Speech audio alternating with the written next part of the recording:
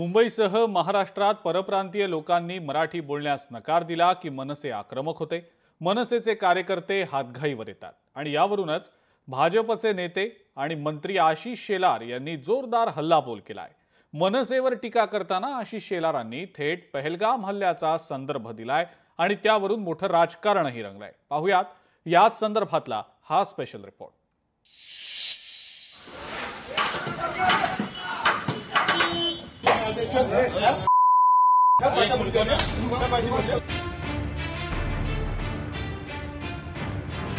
मनसे कार्यकर्त्यांची अतिरेक्यांशी तुलना, आशिष शेलारांच्या वक्तव्यानं मोठा वाद, हिंदी भाषकांना मारहाणीवर राजकारण, मराठी बोलत नाही म्हणून मनसेचे कार्यकर्ते असे नेहमीच हातघाईवर येतात।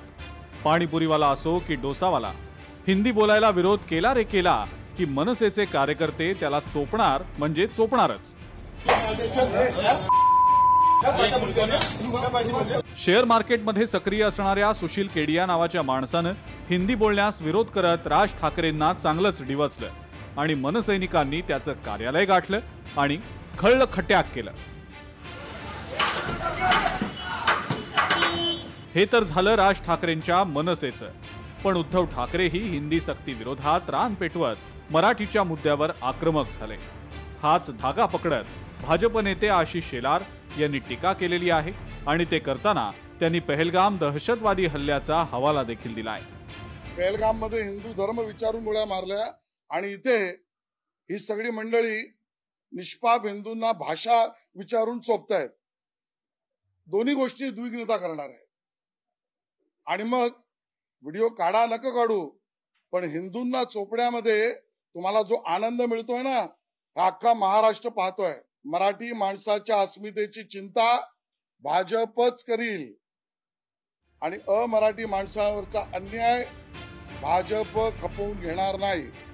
आशिष शेलारांनी केलेल्या टीकेला उद्धव ठाकरेंनी सडेतोड उत्तर दिलंय, तर शरद पवारांच्या राष्ट्रवादीचे नेते जितेंद्र आव्हाड आणि अजित पवारांच्या राष्ट्रवादीचे नेते अमोल मिटकरी यांनी बोटचेपी प्रतिक्रिया दिली आहे।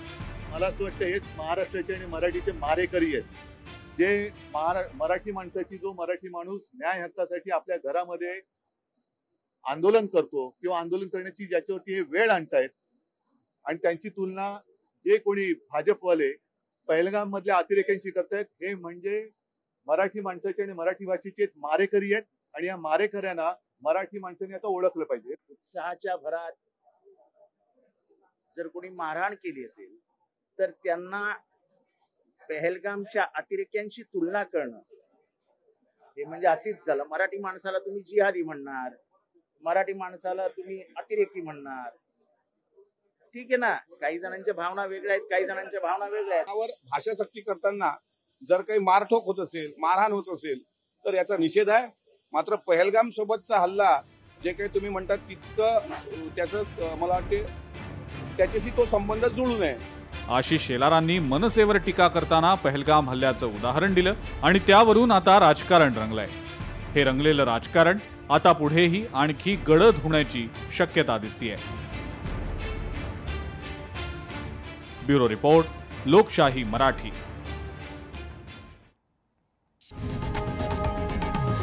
लोकशाही मराठी ऐका, पहा, जागरूक रहा।